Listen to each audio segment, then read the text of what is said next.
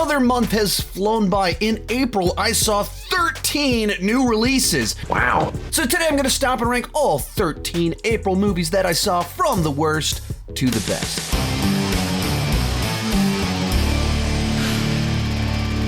Hi, my name is Sean, and I love to talk about movies and TV way too much. With that in mind, go ahead and join me down below in the comment section. Share your ranking of the April new releases that you saw. My list isn't the right list, it's just my list, and I would love to see yours. With that said, let's get started. Coming in last place, Beau is Afraid. Now, this movie was always destined to be one of the most polarizing films of the year. Some people are absolutely loving it for how creative and inventive it is, how thematically rich it is, its exploration of anxiety and parental trauma and all sorts of things, how it captures the feel of a dream. And a whole lot of other people, such as myself, really did not enjoy this film. I don't know if that's gonna happen. And I think what was so frustrating about it is that there wasn't a lack of talent on display in front of and behind the camera. Obviously, Joaquin Phoenix is a tremendous talent. Ari Aster has an incredible vision for what he wants to show his audience. But what he wants to show the audience is not something I am interested in watching or something that I get anything out of. This movie to me was an awful lot like someone trying to explain their dream to you and you're just not into it. And so they went and spent $35 million to create a 3-hour movie capturing their weird dream that visualizes their anxiety as well as their mommy issues. It's the weirdest movie you'll see in years, and there's a lot of penis in it. Why would we do that? So this isn't really my kind of thing, and it's really, really long, and it felt like it went on way too many rabbit trails to even be a focused version of whatever it was trying to be. And it just got bizarre by the end. Number 12, Ghosted. This will almost certainly go down as the most unforgivably mediocre film of 2023. Now, of course, in the leads, you have Chris Evans and Ana de Armas, two very fun, charismatic actors who have shown they can be great in these types of roles. It's a genre which is inherently fun and watchable. It's a combination of rom-com plus spy action thriller, and it's written by both the writing team behind the Deadpool movies in Zombieland, as well as the writing team behind the most recent trilogy of Spider-Man films, as from the director of Rocket Man from a few years back. And it's just totally generic and forgettable. He kept asking me about the tax man. He asked you about the taxman? They think I am a tax man. You're the tax man. Oh my God. With nothing to distinguish it from any other films that have come out, and some of the laziest and most perplexing characterizations that you could do for a movie like this. Like, how difficult is it to have two attractive, charismatic people in a fun genre and just live it up? I mean, there's obviously tons of money here too. Just have fun with it, make them likable, and somehow they make them unlikable and seem very peculiar in the choices that they make. Like, constantly scenes just ring hollow because the characters are written to make just insane choices and say things that are completely out of touch with reality. And it's a sort of movie you just don't understand, like, why is this movie so generic, so forgettable, so cliche, when you have these talented writers that have written fun or clever scripts? You had the money, you had the star power, and then you just delivered something that just feels like there's no effort put into doing anything interesting, new, or different. Next up, Peter and Wendy. And as soon as this was announced, as soon as the first trailer came out, the internet did what the internet does and set its sights on it, went after it. Last I checked, over on Rotten Tomatoes, this movie has like a 20% audience score. That's ridiculous. There's people just absolutely crapping on this movie, and I'm not even sure if they've watched it yet. I didn't think it was terrible. I didn't think it was an abomination. It just didn't do anything to really stand out. There wasn't anything about it that kind of like I latched onto. I watched this movie only about a week ago. And even as I sat down to talk about it in this video, the most memorable thing about it was how little I could remember about the film I watched just a week ago. And that's not a good sign. And so there's some moments that were kind of fun and exciting. They do some twists with Captain Hook. I guess that was memorable, but not in a way that I thought, oh, I like that twist. It was just, okay, you did that. But when it comes to the action sequences, when it comes to the characterizations, the dialogue, nothing stood out. So it didn't anger me, it didn't step on my toes. I don't want to like scream at the movie. But when it comes to a month with a bunch of other films that made some mark in my mind, this one simply didn't. To grow up might just be the biggest adventure of all. Off our top 10 Mighty Morphin Power Rangers once and always. And I don't know if this is like a TV special, if it's a movie. It's like right at about an hour in length, so it's pretty short to call it a movie, but it's also a little bit long to just call it an episode of Mighty Morphin Power Rangers. I included it in this list because I watched it as if it was a standalone movie, and I'm of the age that I was on the very top end of the target age range for Mighty Morphin Power Rangers when it first debuted 30 years ago. I was like, right, 11, 12. I was in the 6th grade. And so I watched it, but I was embarrassed that I watched it. And so were all of my friends. We all pretended like we thought it was stupid and didn't watch it. And then we'd, of course, like admit that we had the toys and we want to share each other's toys. That was my experience watching it. So I watched the first couple of seasons or so. Through like the White Ranger, Green Ranger to White Ranger transition. I saw the first movie and I've seen pretty much nothing since then. In the last 28 years since I stopped watching it. But I'm old enough that these nostalgia things always catch my attention and like reminds me, wow, my son is about to age out of being the target age range for Mighty Morphin Power Rangers. Wow, 30 years have passed. I'm getting older. So I checked it out kind of for that purpose, and it's a little bit of a tough project to do something like this with it because Power Rangers was designed for 6 to 11-year-olds in 1993. This is a nostalgia project for 40-year-olds to be faithful to what it was before. You're not catering to what someone my age currently watches. And that's what a little bit what this felt like to me, that you're still doing the spandex suits and kind of ridiculous stuff with all of it. You're trying to like hide the fact that the two most popular characters and actors didn't want to return to do the project. It like, did it hit the right notes and being like, the good old days. Oh, remember this. Oh, that they're still up to it. Oh, was it nice to kind of see them again? Yeah. It's Morphin time. Was it actually like incredible? Was it well made? Like, I think the constraints of being Mighty Morphin Power Rangers was always going to be something that would hold it back from me from like ranting and raving about how awesome it was. So it did its job of giving me a little bit of the nostalgia feels, but I don't imagine myself rewatching it ever. Number 9, Blood Relatives. This is a film I actually watched at Fantastic Fest last September, so it has been a while since I watched the film. And it's actually kind of funny. The star of the movie also wrote and directed it, and so he was in attendance at the showing of it. As soon as the movie ended, he did a Q&A, and then we all rushed to the bathrooms. I ran to the bathroom, and he's just standing there trying to use a urinal, and people like putting their arm around him as he's like walking up to an actual urinal. Like, man, that was a lot of fun. I really enjoyed your film. It's just funny to watch people be kind of so clueless as to like, maybe wait till he gets out of the bathroom to say, I enjoyed your movie. For me, I thought it was okay. I wanted to like it more than I ended up actually liking it, in particular because it was kind of different, offbeat. It's an indie film, low budget. And so it's the kind of movie that you want to root for. It's also shot right around where I live.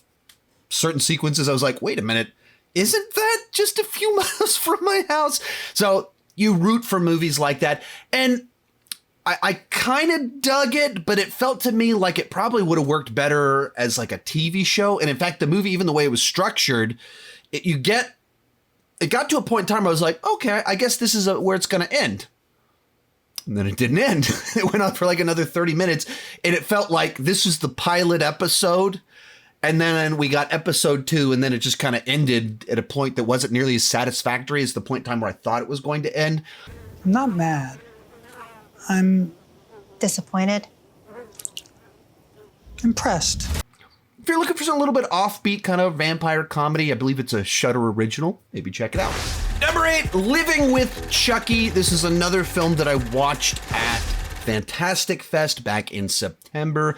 And there's a fairly decent gap between Blood Relatives and Living with Chucky. I thought Living with Chucky worked quite a bit better than Blood Relatives, while still being a little bit clunky in its structure. So essentially what Living with Chucky is it's a documentary about the making of the original run of Child's Play Chucky films.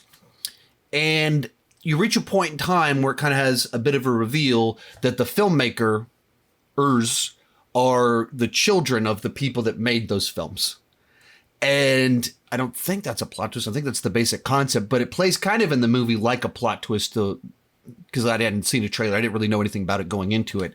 And so you reach a point in time where it's like 2/3 fairly standard, but interesting and insightful behind the scenes.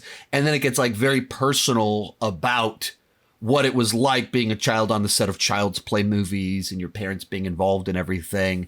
Kind of potent as the kind of plays out at the end, but felt like it shouldn't have been kind of this plot twist. You reach a certain point in time and then the camera turns around and it shifts all of a sudden into being about what goes on behind the scenes with the families. Feels like that should have been the narrative of the whole piece rather than the last third. So it felt like two different things with the way that they decided to piece it together. I don't think that was the best way to do it, and I kind of held it back a little bit. Number 7, Renfield. Nicolas Cage is Dracula, the movie, and this is a wild, fun time. You know, at its core, like maybe the plot itself is a little bit too much of a standard kind of cop thriller about a cop who is in this corrupt city trying to get revenge, and there's the drug dealers and fairly standard stuff with like Nicolas Cage vampire skin wrapped around it. But watching a movie with Nicolas Cage as Dracula in this ultra violent film where Nicholas Hoult rips a guy's arms off and beats people up with them like they're nunchucks, that's a lot of fun. It's schlock value. It's the stuff that you love about this movie is the superficial stuff about it. Like, oh, they really just did that, didn't they? Wait, did that guy explode? Oh, man.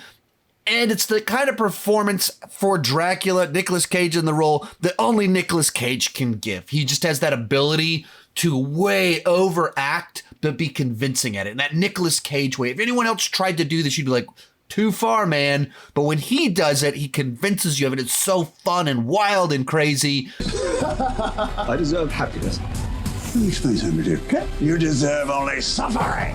So, having this insane ultra-violent movie where Nicolas Cage gets to apply that to Dracula, it's a lot of fun. And it does manage to kind of like intertwine this idea of codependency and vampires and familiars and sucks them all together in kind of a way that worked better than I was expecting, or better than it probably should have. Number 6, Polite Society. A few months back, my wife and I saw a trailer for this at the movies, and she immediately turned to me and went, I've got to see that film. So it came out this weekend, and that's what we rushed out to go see. And this is a wild, quirky film. I really wasn't sure what to expect going into it. It had been several months since I saw the trailer. I remembered that it was about a Pakistani family and there's martial arts, but I didn't know how that all kind of worked together. And so as the movie started, it kind of plays out like a modernized version of Jane Austen, not as if I'm all that familiar with Jane Austen to appropriately say something is like Jane Austen, but this kind of Jane Austen in modern day England with a Pakistani family trying to get into high society, polite society, while being kind of more middle class, and societal expectations from both their national heritage, British high society, and these daughters wanting to do their own thing while their mothers want to put them in not fully arranged marriages, but parent heavily involved marriages. And it plays out like that at first, with like random oddball fight scenes in it. You're like, that's kind of odd. And then it goes wild and crazy from there. And the action side takes over a whole lot in the back half of the film in a way that I'm still not sure that if I think it fully worked. But I love that this offbeat, wild, weird movie exists that tries to blend together that many things that you don't think they normally go together. These are quite desperate ingredients for a film martial arts movie. Jane Austen, high society, romance story, British, Pakistani, all of it, pull it together. And it I don't know if it did it well, but it does it in a highly entertaining fashion that it so boldly goes for it. Like, the story itself is insane by the time you get to the end of it, but at the core of it, it's very human. It's very honest. It's very personal. It's very relatable, surrounded by this wild, crazy exterior of martial arts and stunt people and stuff like that.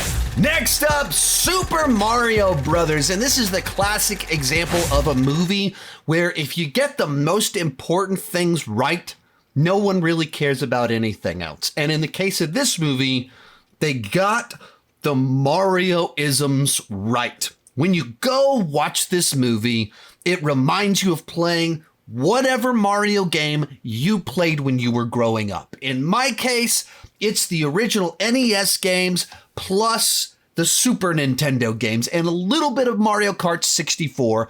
And I watched this movie and it reminded me of so many different things with the music cues, the level designs, and whatever generation of Mario fan you are, you got that in here. Even I watched a little bit of the Super Mario Brothers Super Show from the late 80s, and you even get that in here. We're the Mario Brothers and plumbing's a game. We're the Mario Brothers and plumbing's a game. If you step back and you look at the actual script itself, how layered, nuanced is the story that they're trying to tell, there's some issues here. Was I a little weirded out by some of the stuff they did with Bowser? I was. But apparently, people that played different Mario games than I did were like, oh no, that's straight pulled out of Mario Odyssey or something like that. I was like, okay, that sounds like that'd be a weird plot point in a video game too. I don't get it, but apparently it's a nice Easter egg or reference for you. There's all sorts of things in here that I wasn't crazy about. At the end of the day, I got an accurate Mario experience where you went and you went, oh, that was cool. I want more of that. That's even another flaw of the film. It's too short. It moved too quickly. That you get to the end, you're like, oh, I wish there was more of that. But that's a good thing. In another sense, that you want more. You want them to do a sequel, and maybe they'll learn from the mistakes. They figured out how to get the aesthetics right.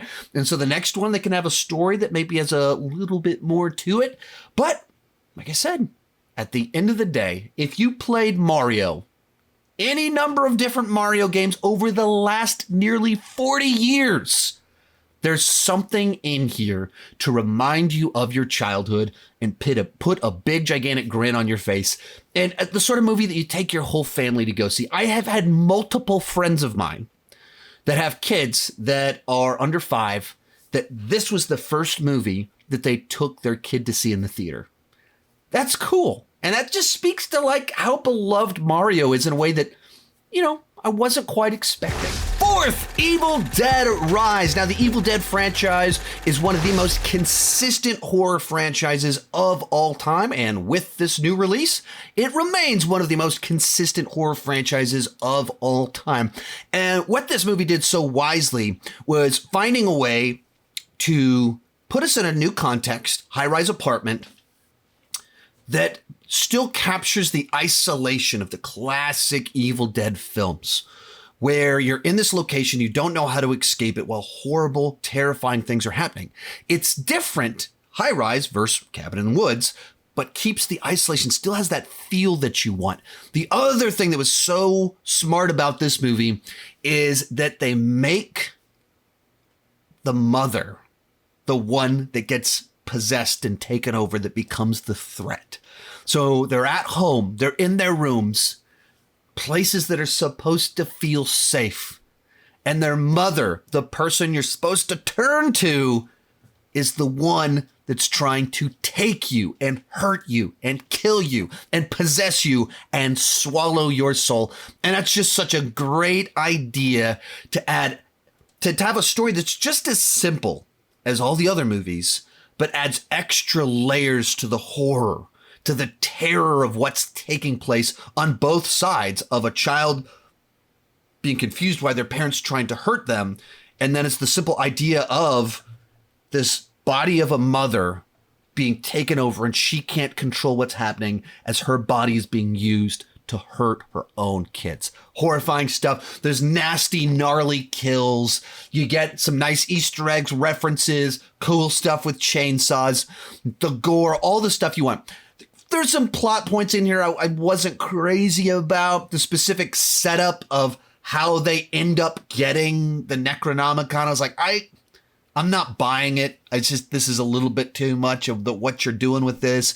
And they do some stuff in the third act with changing up what the Evil Dead do and creature thing. Didn't dig it. I was like, okay, you tried something new. I'm not crazy about that. So not my favorite Evil Dead film, but there's no bad ones in the mix. These are all solid, good films. And even if I think this is one of the weaker Evil Dead movies, it's because there's great competition. There's a bunch of awesome, memorable Evil Dead films, and this is another solid, good one. Real quick before I give you my top 3, remember to join me down below in the comment section. Share your ranking of the April new movies that you saw. And if I missed a movie that you think I would enjoy, let me know about it down below in the comment sections. Sections? There's only one comment section. What am I talking about? Where am I sending you guys to tell me about these other movies? What are these other comment sections? In third, Sisu. A few months back, someone direct messaged me saying, hey man, have you heard about Sisu? I was like, no man, what's Sisu? Because it's like Finnish John Wick, except he's killing Nazis. I heard that and I went, sold. I can't wait to check out that movie. And I watched it and it lived up to that description, or at least how awesome I hoped the movie would be. I think the comparison to John Wick makes sense in certain ways. In other ways, they're very different films. John Wick has a very fast-paced nature to the movies. The action sequences are long and keep moving, different people getting beaten up. This movie plays a lot more, takes more inspiration from like Sergio Leone westerns from the 60s and action thrillers of the 70s, where there's a little bit more kind of a slower pace to it, with the kind of the quiet lead character with these bursts of violence rather than these extended long action sequences. So if you go in expecting John Wick, constant non-stop action, sorry about that. I was eating chips before that, and one of them decided to, well, come back to haunt me. So if you go into this movie expecting kind of that John Wick, constant paced, fast action, it's not quite like that. It delivers its own kind of unique experience. Other thing you have to know about going into this movie, it plays things straight while doing utterly ridiculous things. There's that stuff. You have to be able to suspend the disbelief and go in knowing you're suspending disbelief. If you can do that, this is a wild, fun ride. Our runner-up, The Covenant, the second Guy Ritchie movie in as many months. And I thoroughly enjoyed this movie and feel like Guy Ritchie is on a nice little streak over the last few years where he's put out a bunch of movies that are quite different from one another, but each of them delivering the experience that I want based off the trailer and what the movie promises to deliver. And in the case of this movie, it's a war movie, but it's more of a soldier movie. It's about these two guys and the lengths that they go for the other person. And even the way that it's set up, it's not because they're written to be like best friends. that it's not even like a friendship story. It's very much about these men of honor trying to do the right thing.